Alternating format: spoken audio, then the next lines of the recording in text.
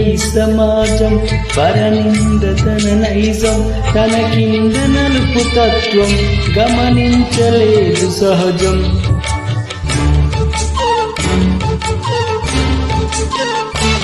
తన కళ్ళ ముందు ఘోరం కాదనదు పిరికి లోకం అన్యాయమైన తనపై మోపింది పాపభారం పడతి పరువు కాచే చేవలేని సంగం సిగ్గుపడగపోక నవ్వుతోంది చిత్రం ఆనాటి ద్రౌపదికి ఈనాటి నిగతికి అసలైన అవమానము చూస్తున్న ఆ కళ్ళది అంతేకాని నీలో లేదే లోపం